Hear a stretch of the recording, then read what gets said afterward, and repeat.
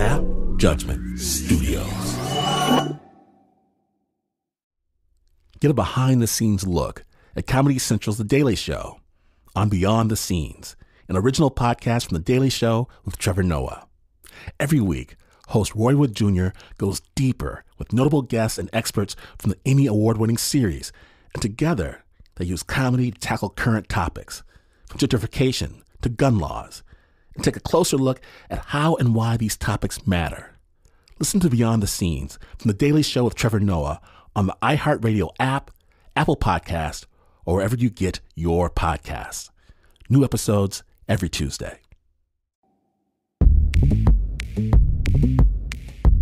Okay, so, first of all, everything I'm about to tell you is all my fault. If anyone should have known better, I should have known better.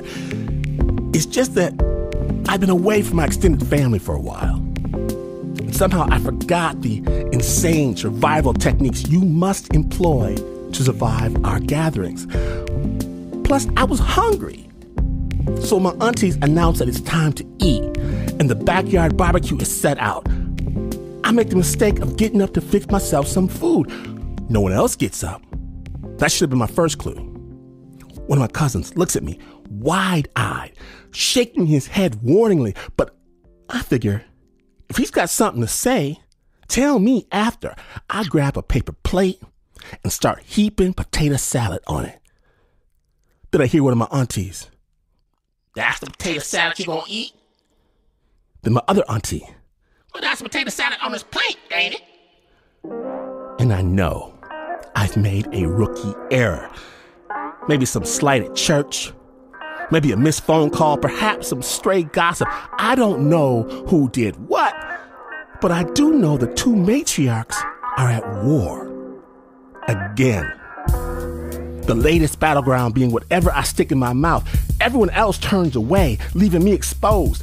So now, I gotta pick through this spread, this minefield of delectables, and figure out who made what, and choose a precisely equal amount from each faction, knowing the slightest misstep will have generational ramifications. Well, I love potato salad. I think I'm gonna get some of this potato salad over here too. One auntie smiles, one frowns. 2 pieces of fried chicken, 2 ribs, 2 pieces of corn on the cob. If there's not 2 of something, I'm not getting any, no matter how good it looks. I sit down. Now they're both glaring at me, and I'm nervous. I'm sweating because any expression on my face, whatever it is, will be seen as picking sides. And whatever I do, I cannot, I must not, I shall not pick a side. All my smart cousins wait until someone who is not part of the family arrives, invited for this very purpose. Christy, beautiful Christy. Then everyone gets in line behind her.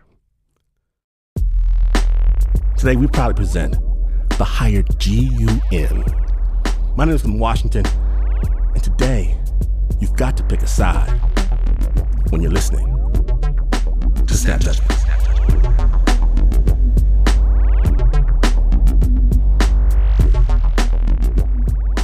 Now, we begin with a story about taking sides, a story about gangs, about the law, and about a rapper who gets caught in between. And sensitive listeners should note, this episode does contain some offensive language and drug references. And understand this as well. Right now, there's a historic truce between the Northern and Southern California gangs mentioned in this piece, but we're going back to a time before that. To a time when Tupac still spit beats and Joe Camel was king. Snap Judgment producer John Fecile brings us the story. Snap Judgment. Tell me about your name. When did you settle on the name? That's funny. After I finished 8th grade, my mom took me to the bike shop and said, "Get anyone you want." GT, who was a huge maker of BMX bikes, came out with a bike called a Dyno, and I picked a chrome Dyno. That bike was like connected to me. everyone would call me Dyno Dave. So it wasn't this elaborate gangster name or anything like that. It was just kind of a childhood name that carried on, and I just added the Sir Dyno to it because at that time every rapper was MC Hammer, MC Shy D, MC. I said, no, I want to use something different. My name is David Rocha. Yeah, what's up? Many people know me as Sir Dyno. Yeah, everybody wants to know about Sir Dyno. Sir Dyno this, Sir Dyno that. That's my beat about. Check it out, this shit. Got a first-class ride on. Back in the 90s, Sir Dyno looked like he walked off the pages of Source magazine. Crisp Dickies shirt, creased khakis, snapback black hat, and dark shades. It all started when I was broke in my apartment. He was trying to look the part of a Chicano Eazy-E. That was my main thing, was to become notorious. But growing up, he was just one of thousands of young men in California who identified as norteño, or northerner. As a norteño, it was really just representing Northern California. It was about keeping outsiders outside of our neighborhood. Simple as that. He got in fights and was expelled from high school. He lost friends to gun violence. So there's a lot of frustration. And I used to write poems about it, just kind of vent.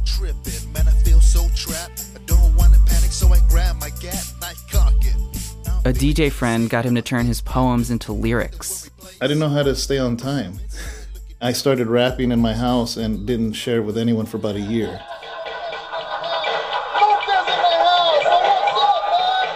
He worked at it and learned how to make beats. He produced a demo, then pounded the pavement to book performances at lowrider car shows. There was guys that could out-rap me in a garage party.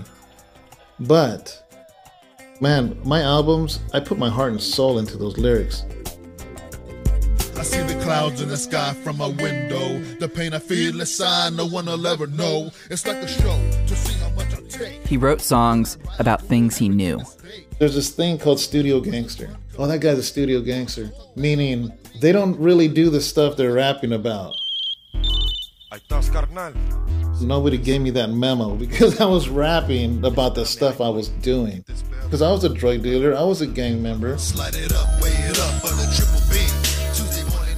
I really did carry a gun at all times. I really did sell methamphetamines. I'd buy them pounds at a time.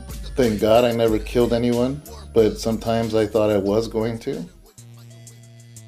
By his third year in, Sir Dyno was right on the verge of making all his dreams come true. I shared a stage with Too Short, E40 in the Click, Cypress Hill, Ice Cube. When he made the album that ruined everything.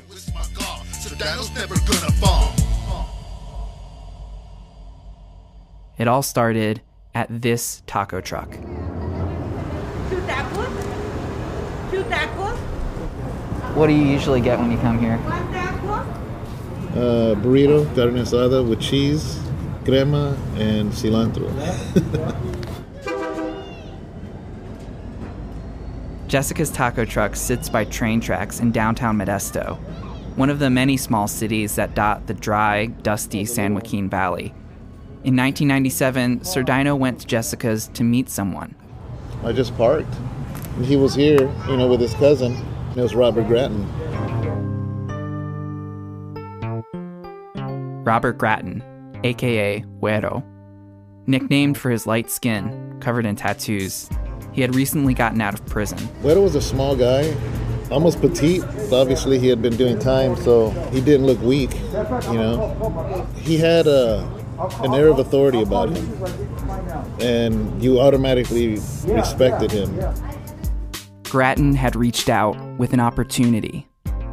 He was a businessman who'd made some money turning used cars into lowriders, and he wanted to fund the next album by Sir Dyno and his group, Darkroom Familia. He offered to split the profits 50-50, which sounded pretty good to them. We were broke. Couldn't hold jobs or wouldn't hold jobs. Maybe we were selling weed or whatever, so we thought that was big time. As notorious as he wanted to be, the truth was, Sir Dyno was 25, he was bouncing between his parents and a friend's trailer, juggling his rap career and trying to raise a 1-year-old. I was a dad with a daughter that needed diapers, and needed food, and needed things, you know, and times were hard. He needed the money. But there was a catch. He goes, well, there's one specific thing I want, though. I said, what? He goes, I want it to be a Norteño CD. And kind of hesitated. I was a Northerner. So I'm like, well, I really was representing Norteños and Norte. I'd wear red, I'd wear red bandanas or have red shirts. Sureños, or Southerners, the sworn enemies of Norteños, who wore blue bandanas and blue shirts, were moving up north from Los Angeles and clashing with Norteños. But Norteños were also busy fighting amongst themselves. At Jessica's taco truck, Robert Gratton told Sir Dyno he had a plan to put a stop to that. You know, we were killing each other. You know, everywhere we go here in Modesto, Stockton, Merced, Salinas, the Bay Area, we're killing each other. And we got to put a CD together to unify the homeboys.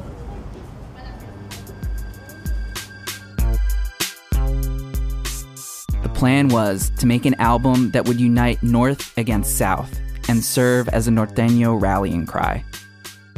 Well, the hesitation was obviously being a rapper. I wanted a nationwide audience, which included Los Angeles.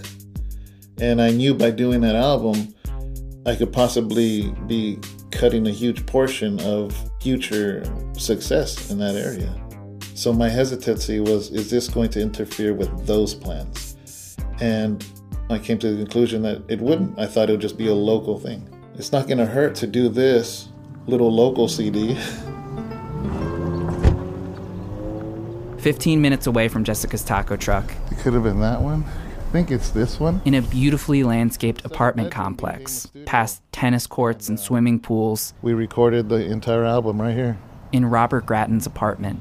I remember pulling up here the first time, and it was a lowrider, it was an Impala, and on his plates, it said Norteño. His license plate, not his frame, his actual plate. He was very flamboyant in his Norteñoisms. Recording would start around 7 p.m. and go till the sun came up. Recording song after song, or producing, or recording, or both. Letting the beat play for an hour while the artists that were going to be on that song literally sat on the couch writing lyrics. Let me know when you're ready. I go get Jack in the Box, come back. You guys ready? Yeah, all right. Who's first? Back in the days of old. I'll bring in like a red light so that it's kind of set the mood for the artist. I know you didn't smoke or drink, but was like all that stuff kind of going on around you all the time? Constant weed smoke. Constant alcohol. A lot of meth. You know, and everybody's just kind of joking and laughing until I hit record. You know, then everybody's quiet and they let the guy rap. Then I'd listen back to it and I'd say, okay, we got to redo this or redo that. Or I'd say it's good, then it'd get loud again. Yeah, what's up? As they laid down their verses, Sir Dyno and his crew focused on giving Gratton exactly what he'd asked for. Well, I mean, we all knew what a Northern album meant. It means we were going to unite ourselves by uniting ourselves against a common enemy, which is anybody from Southern California.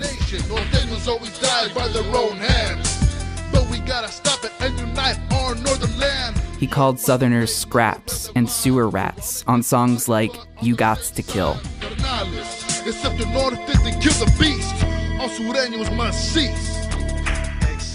The album was called G.U.N. Subtitle, XIV Till Eternity. And then the XIV, the 14, what was that about? It's the 14th letter, which is the letter N for North. It's real simple, yeah. The only thing Gratton insisted on doing himself was the album's intro. First and foremost, no matter where you are, may that be on the calle or in the pintas. He said, I just want to say this. Those that know will know what I'm talking about, is what he said. And I said, okay, I'll just record it, you know. The primary purpose and goal of this album is to promote unity amongst each and every one of us as Norteños. This is a combined effort. The album took 3 months to record and produce.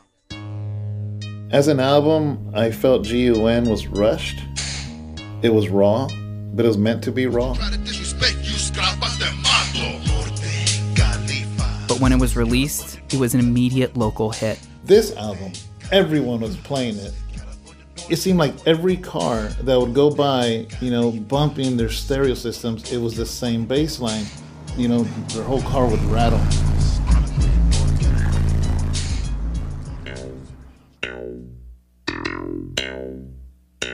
Gratton had guys selling the CDs out of the trunks of cars all over Northern California. It even made its way onto the shelves of local Sam Goody stores. A bunch of parents and teachers, and they went to the local Sam Goody there, and they were picketing. Got us in the papers, pulling our CDs off the shelf. I knew that was going to generate notoriety, and I knew that meant sales. I guess they feel a little threatened. The G.U.N. album also inspired a wave of violence. Red-on-red crime came to a halt, but attacks against Sureños ramped up. I've heard people say, Sir Dyno did more than all Northerners put together. I don't think I felt any remorse. Finally, he was notorious. All he cared about was the money and the attention. But with the spotlight came scrutiny from law enforcement. I would hear stuff. Doing sweeps, and they would go to people's houses, and they'd have the CD playing. Drive-bys being done, and they'd see my CD. Cops in Northern California became very aware of who Sir Dyno was. They started listening to his music. Meanwhile, the profits that Robert Gratton had promised failed to materialize. We printed 1,000, and I'm like, okay, cool. We sell these $14 each. That's $14,000, so $7,000 to me. And then he calls me. He goes, hey, I need another 1,000. Well, that means you sold the first 1,000. No money. He goes, oh, no, I'm just using it because I got to make more. I'll get you.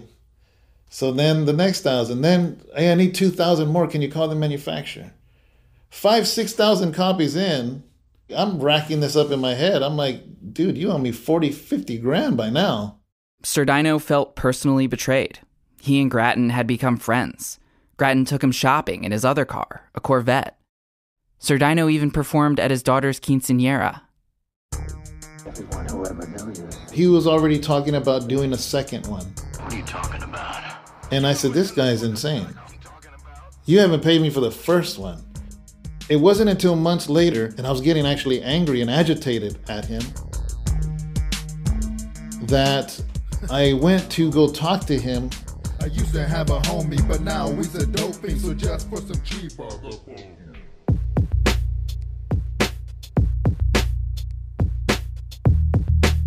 When we return, Sir Dyno gets what's his. Snap Judgment.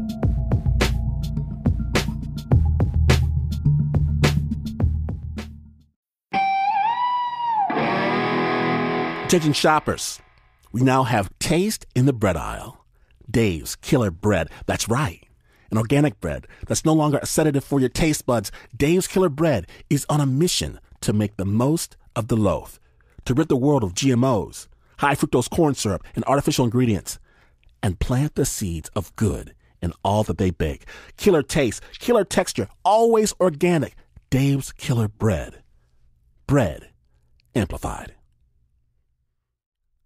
Using Talkspace feels a little like having a mental health professional in your pocket. Talkspace offers both therapy and psychiatry, and being able to reach out to a provider anytime, anywhere, makes addressing mental health super easy, and getting started is the most important part. As a listener of this podcast, you'll get $100 off your first month with Talkspace. To match with a licensed therapist today, go to Talkspace.com. Make sure to use the code JUDGMENT to get $100 off your first month and show your support for the show.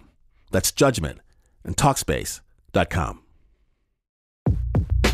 Welcome back to Snap Judgment, the hired G.U.N. episode. Last we left Sir Dyno, he was headed to a face-off with the man who funded his hit gangster rap album and kept all the profits. Snap Judgment. Sir Dyno came to confront Gratton in broad daylight in the residential neighborhood where his girlfriend lived. So he said he was here, so I pull up at that light. I was coming this way, and I'd pull up right here. And I was angry. I came with the intentions of not leaving without my money. And he has the car on the lawn. It was an Impala, the Norteño one he had with the Norteño plates. He has a car on the lawn, he's washing it, and he has his shirt off. I pulled up right here where we're standing, and I saw across his back, Nuestra Familia.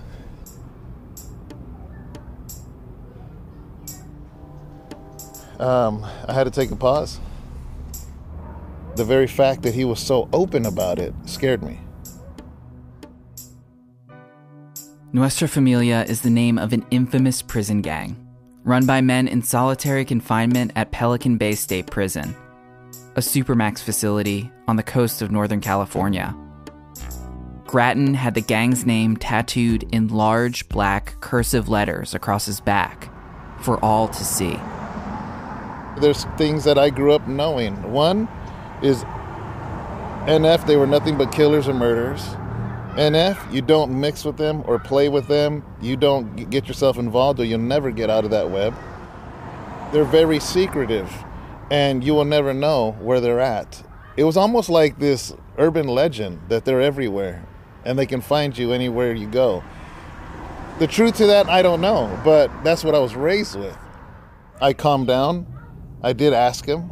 I didn't just, keep going. I got off and had a maybe 10-minute conversation. I don't recall exactly what he said. It was probably the same rhetoric of, yeah, I'm going to get your money. We're doing good. Things are going great. That kind of same old thing. I was just nice about it and left. And that was the last time I ever saw him.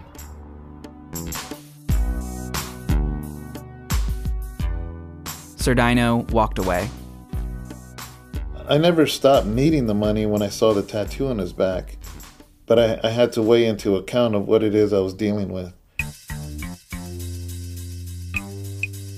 The G.U.N. album never really found an audience outside of Northern California, but it did rally Sir Dyno's fan base, and the next few CDs he released would go nationwide.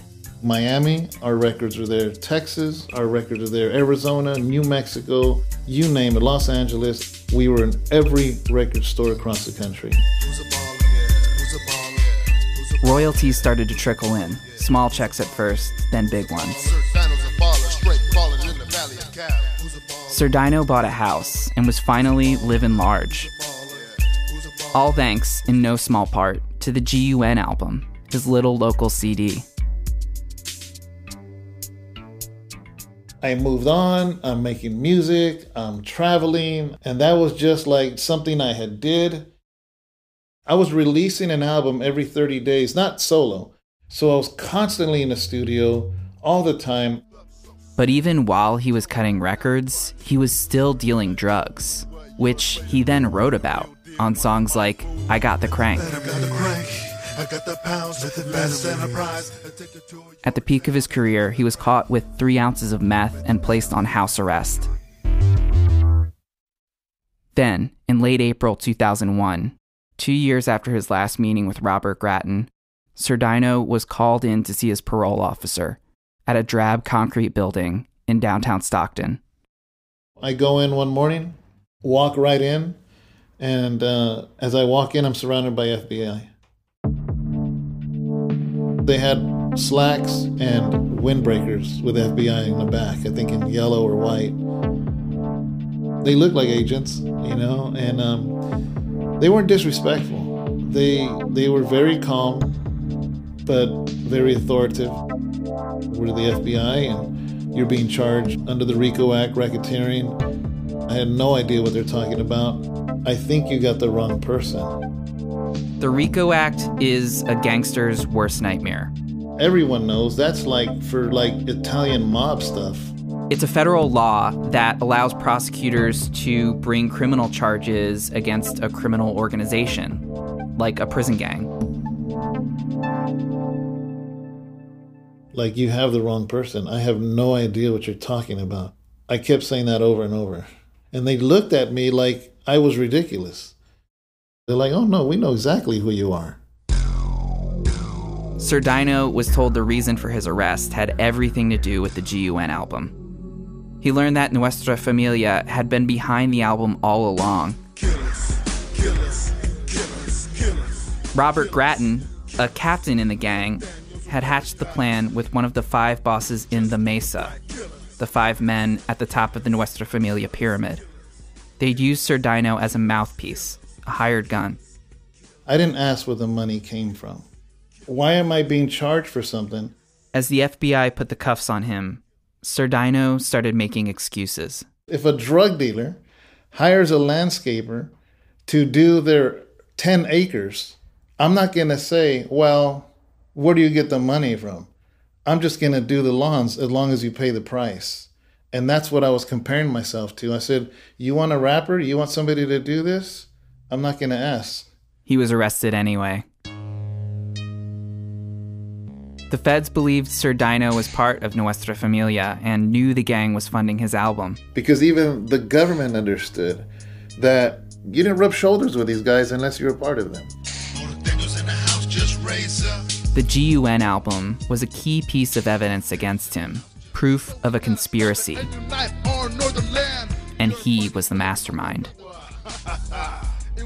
Basically, that I released the G.U.N. album, and I used Nuestra money to front a record label to release G.U.N. to then make money to give back to NF. That's what I was being pulled into.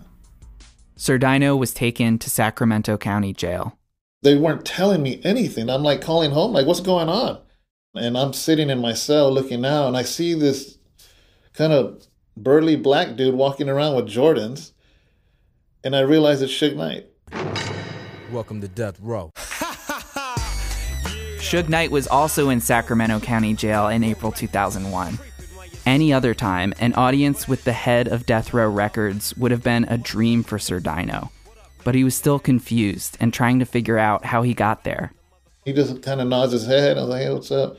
Did you talk to him at all? No, we just nodded. But Sir Dyno wasn't there long when 2 guys from Nuestra Familia came looking for him. One of them was stocky, like a prison build, big mustache, tattoo on his face. The other guy, same thing, big mustache, but a lighter build. These guys confronted me and cornered me. Like Sir Dyno, they'd also just been arrested by the FBI on RICO charges. They asked him who he was. I said, David Rocha. Well, what do you go by? Dyno. They look at each other, they go off, had a little meeting, a little talk, and they come back and they said, where's our money at? What money? Now I'm really confused. What money? Oh, you don't know what money? The G.U.N. money. And the light went on. And I said, this guy sold me down the river. Sir Dyno realized Grattan, who had used him and lied to him about the source of the money behind his album, had also kept the profits of the G.U.N. album that he was supposed to turn over to his gang. What was he telling the NF about you? That I was keeping all the money for the album. That I was dodging him, ditching him, and spending the money. That money was what these 2 guys from Nuestra Familia were after. I realized I could die. And I had to think fast. I had to think real fast. And I quickly said, where's my money at? I had to turn it around because I couldn't show fear. I was scared out of my mind, but I couldn't show that. And then Sir Dyno made another connection. He and these 2 Nuestra Familia guys had just been arrested. And there was only one person linking them. Grattan.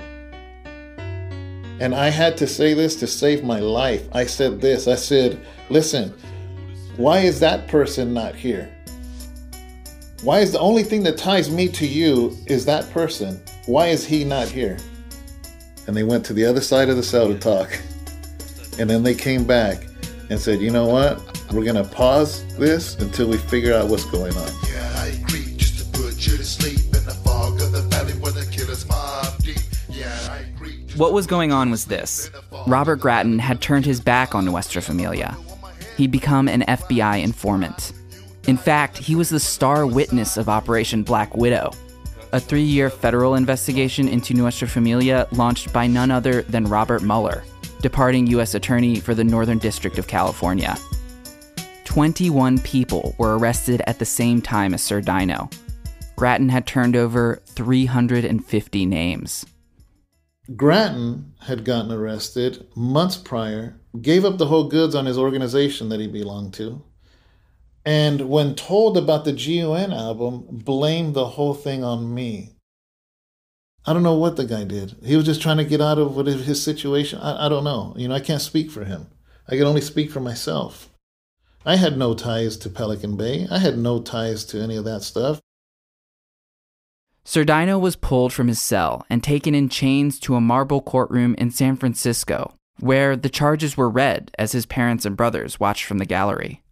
I think I was just in shock, to be honest with you. I just kept looking out to my family. My family looked just as confused as I was. It was a big room, very hollow sounding, very surreal feeling. There was 21 of us, and all of us were lined up next to the judge, on the side. Shackled next to Sir Dyno on metal bleachers, in orange jumpsuits, sat his co-defendants, some of them already serving life sentences in solitary confinement. They ruled Nuestra Familia from the small, bare, windowless rooms in the Pelican Bay shoe. Man, being a street gangbanger, even a meth dealer, was nothing compared to this. You're kind of a street hood guy, and all of a sudden you're being taken to court, and there's Hitler, and there's Saddam, and there's Bin Laden. The judge started to read off the charges. Because of the way the RICO Act works, Sir Dyno was being tried for all the crimes of Nuestra Familia, not just the G.U.N. album. They do RICO charges when they want to hit a whole organization. So if one person did a murder, one person did a bank robbery, one person did this, they get all of you for all of those charges, my understanding. So when I go to be formally charged and they're saying murders and threatening DAs, armored car vehicle robbery, all of this stuff, some of them were done in years when I was 10. So I'm like, are you kidding me? You're going to charge me with this stuff? I was a kid. Thanks to the RICO Act, he was facing life in prison. I'm not pleading to anything. Like, I'm a rapper. Like, what am I doing here? I will fight this all the way to the end because this is crazy. When we return, Sir Dyno takes on the feds and an angry prison gang. When Snap Judgment, the hired G.U.N. episode continues. Stay tuned. Welcome back to Snap Judgment, the hired G.U.N. episode. Sir Dyno has just learned that he's facing a life sentence for making a gangster rap album funded by a prison gang. A prison gang that wants him dead. Snap Judgment. Sir Dyno and his co-defendants were taken back to their cells. Anyone associated with Operation Black Widow was considered a threat. So we were all put in solitary. Actually, they cleared an entire pod just for us. The men in Sir Dyno's pod had figured out long ago how to work around being held in an 8 by 10 foot cell for 22 and a half hours a day. Some of them had lived like this for decades. All they had was time. Inside, they taught themselves Nahuatl, the ancient Aztec language, which they spoke amongst each other so anyone listening wouldn't be able to interpret. They sent messages called huilas, written in the ancient language in microscopic script, on tiny scraps of paper smuggled in clothing lining and body cavities. That's how they gave their orders. They were, in some ways, the most powerful men in Northern California state prisons. Men who could have Sir Dyno stabbed, strangled, or set on fire, even if he never left his cell. Some of the guys are people I had heard of. All this time I thought I was this gangster, you know what I mean? Because I was a northerner and this and that. As deep as I thought I was, it wasn't until then I realized how naive I was. And he was scared. He didn't know if the two guys from Nuestra Familia had believed him when he said he'd never seen any money from the G.U.N. album. Then, that first night, he was woken up at 1 o'clock in the morning. And an officer comes and gives me a package, and I'm just like, dude, it felt like a Twilight Zone. I didn't know what was going on. One of the correctional officers was working for Nuestra Familia, and they'd sent Sir Dyno a gift basket. saying, "Oh, this is from the fellas." It was coffee and a magazine and some soups and things like that. It was a peace offering. The next day, he was lying on his bunk when he heard someone's knuckles rap on the glass window pane in his door. It was a guy. The guy was next to me, and he goes, "Hey," he goes, "You all right? What's your name?" I said, "David Rocha." He goes, "Oh, you're the Dyno guy?" I said, "Dyno." And he goes, "Yeah, they call me so-and-so." And I think my face went blank because I'd heard so many stories about him. This was a Nuestra Familia boss who'd ordered dozens of murders. And he goes, "You heard of me?" I said, "Yeah, I know who you are." He goes, "Oh, if you need anything, man, I'm here." He goes back in the cell. The air was cleared with Nuestra Familia, but in court, Sir Dyno had given the prosecutors plenty of evidence for their case. They played Robert Grattan's intro to the G.U.N. album, where he shouted out those in the pintas, prisons. No matter where you are, may that be on the calles or in the pintas. They showed the album's cover, a photo of Sir Dyno and his friends wearing red and throwing gang signs in the park. And my lawyer was like, "And which one of those things is illegal?" They brought up, for instance, myself having guns and album covers. I'm like, well, Terminator has a gun on his movie cover. What's the difference? The government relied heavily on the testimony of Robert Grattan, who said Sir Dyno was the one behind G.U.N. This was his album. This was his thing. I didn't ask where the money came from. I saw it as contracted work. What was I guilty of? To this day, I still hold to that because what was I guilty of? Well, okay, but you were guilty of creating something that called for violence, right? And that call was answered. Yeah. Is there a charge for that? There was. Sir Dyno was on the hook for a single count of RICO conspiracy. But the government first had to prove Sir Dyno was a part of Nuestra Familia. Nowhere on the G.U.N. album do the words Nuestra Familia appear. Still, the government argued the connection was clear. When you were fighting the case, did you still believe in the Norteño cause? Yes. The whole time I was fighting this case, Operation Black Widow, I still considered myself a Northerner. I didn't hide it. I even said it in court. This was significant. The government cited Sir Dyno's self-identification as a Norteño for evidence. They believed Norteños and Nuestra Familia were inextricably linked. To the prosecutor, to them, they're like, "Look, he's guilty. He's associated with Nuestra Familia." And I said, "No, I'm not." Norteños and Nuestra Familia are linked. That's true. In state prison, Norteños are expected to pay tribute to Nuestra Familia, and they often work together. But membership in one does not necessarily confer membership in the other. Norteño is a much looser designation, applied to thousands of guys in dozens of cliques, disorganized throughout the state. The million-dollar question is, did you really not know that Wedo was in Nuestra and that the money for the G.U.N. album was coming from Nuestra? I really didn't know it. I really didn't.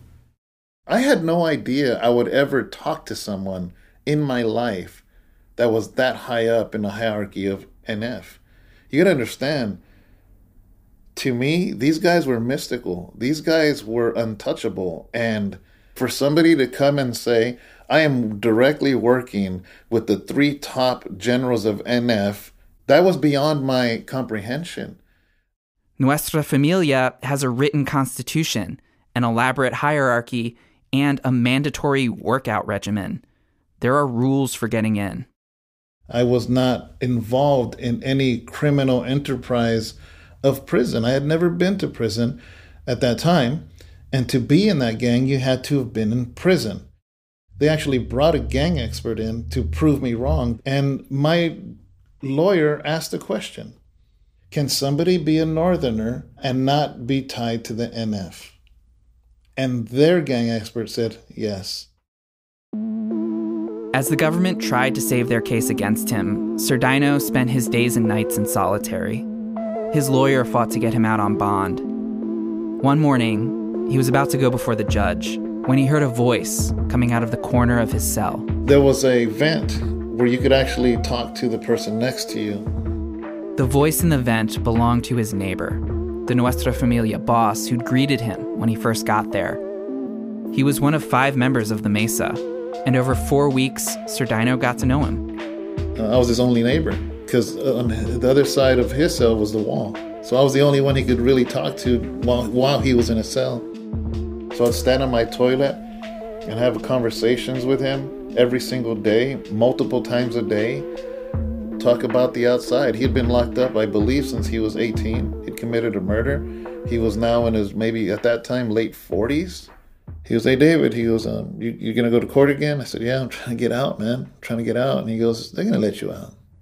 They know you got nothing to do with us." He goes, "I want to tell you something, man. I want you to do me a favor." Oh, great. You don't want to, and I was like, "Yeah." He goes, "Listen." He goes, "And listen to me good." He goes, "You're going to get out of this. I want you to know I will never get out. I will never know what it's like to hold the newborn baby. Never know what it's like to sit in a park and picnic with my family. I will never know that, David." And this is the guy everybody feared. He goes, "So this is my favor I ask of you. Anytime you want to do something really stupid out there, remember me, that I'll never get out of this place." Did you feel like a little boy talking to him or something? I did. But I believe that he was really, truly sharing his heart. And that affected me. They were killers. They were murderers. And maybe he was too, but there was a human side to him. And here he is, jealous of me because I actually have a chance at life. And it messed me up. It really did.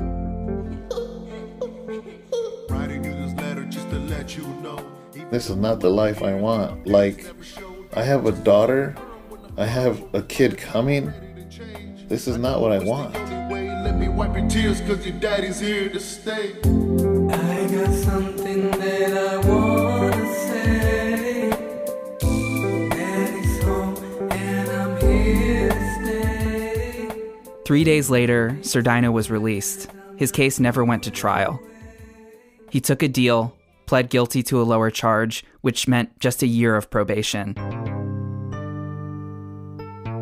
Operation Black Widow, one of the largest gang investigations in history, resulted in the convictions of 75 Nuestra Familia associates and dozens of defections.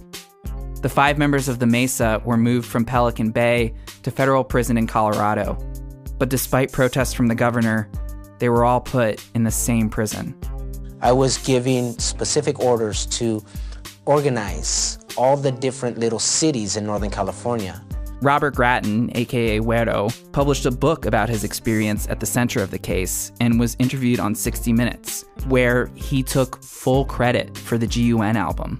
So I put together a gangsta rap CD to reach the youth and let them know that the Nuestra Familia was still in charge.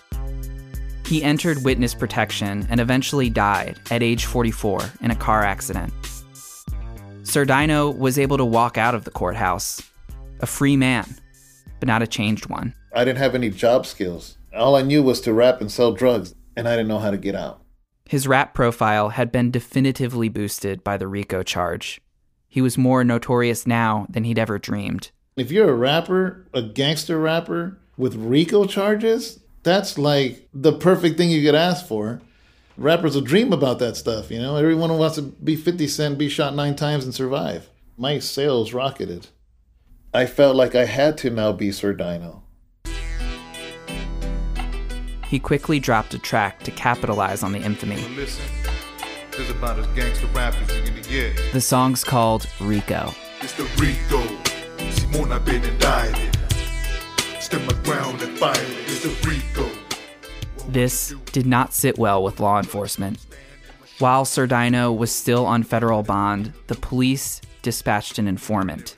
He was caught on tape selling a small amount of meth and sentenced to 13 years in prison. Because of his history with Nuestra Familia and the Black Widow case, Sir Dyno was put in solitary confinement, again. Except this time, the light switch was broken. So it was like bright, like a hospital in my room. And it's weird because you would think like, well, big deal. That's like, it messes with you. Like, they don't give you a thick blanket. So it's not like I could cover my eyes with anything. They give you a sheet, like a bed sheet. And I think a towel. So you use your towel for your pillow. So I was just in complete bright white light. And that's a torture unto itself. And there's this like scratched metal that's supposed to be your mirror. And you realize you actually have to look at who you really are. And most of us probably won't like what we see. And I don't mean physically. I don't mean attractiveness. I mean just who you see in your eyes when you look in the mirror, away from the noise of life. What did you see? I saw a man that blamed everyone else instead of blaming me. I am a bad person. I'm a criminal. And I do belong here. I was involved in the life, and the repercussions of that life is exactly what happens. He no longer had the shades, or gold chain, or creased khakis. After a decade of wearing red and claiming norteño, he was done. Finally broken. In a house of pain, I try to knock and nobody hears me. And nobody hears me. He stopped going by Dyno, and when members of his rap group came to visit him in prison, he told them he was out. You know, keep the royalties, whatever. I don't care. I don't want that money. I want that stuff to die. He was still recognized from time to time by guys inside. A lot of times when somebody would compliment me, I'd say thanks. You know, I'd be like, thanks, man. I put my heart and soul in my music. David Rocha became a model prisoner. His sentence was reduced to 6 years, and for the last 2, he was transferred to a federal prison camp. Federal prison camp has no barbed wire. You could escape if you could walk off if you wanted to. In the housing unit, a young guy came up to him and said, I know who you are. I know who you are. You're Dyno. And he was really excited. You know, and he had this huge smile. I said, yeah, but that's not me anymore. And he goes, yeah, but you're Dyno. And he was like starstruck. And he says, my brother idolized you. And I was like, oh, that's cool. That's cool. You know, does he come visit? Maybe I can meet him. And he goes, well, no. I was washing his car with him. He had a lowrider. He had to go to the store real quick, and he never came back. He got murdered. Some Southsiders killed him. I was like, man, I'm sorry. He goes, all you wanted to do was be like you. I don't know what to say. How does that register in your brain that somebody is no longer here because they wanted to be what you described in music? Like, that sucks. I don't know how to come to terms with that, you know, and I don't think I ever will. I don't think I ever should.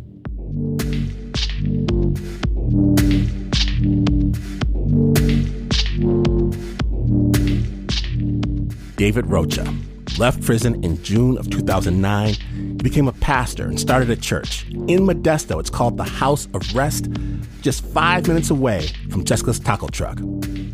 And David is still making music ever since he got out under his own name. The beats are the same, but the lyrics, they're a little bit different. Sir Dyno died, don't you get it, man? I'll repeat. Baptized in the name of the G.U.N.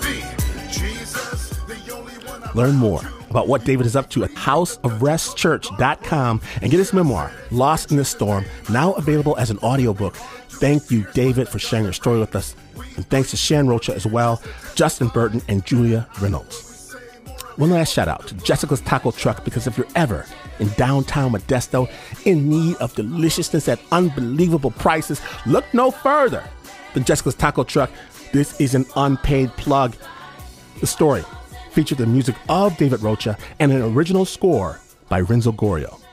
It was produced by John Fecile. See? It happened. That was just one Snap Judgment magic carpet ride. If you need more, more places, more people, more stories, more love, more joy. Subscribe to the amazing Snap Judgment podcast. Hear the story behind the story.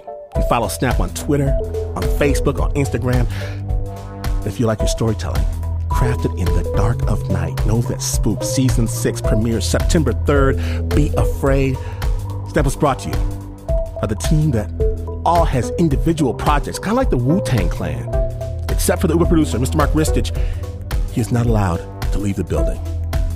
Nancy Lopez, Pat Mesiti-Miller, Anna Sussman, Renzo Gorrio, Shayna Shealy, Teo Ducot, Flo Wiley, John Fecile, Marissa Dodge, Regina Bediaco, Davey Kim, Bo Walsh, and David Exime. Well, this is not the news. No way is this news. In fact, a real-life music executive could offer you money to produce an album with a fair, equitable contract that gives you real ownership stake in the final product and profit sharing. Nah, don't be silly. That could never happen. And you would still not be as far away from the news as this is. But this is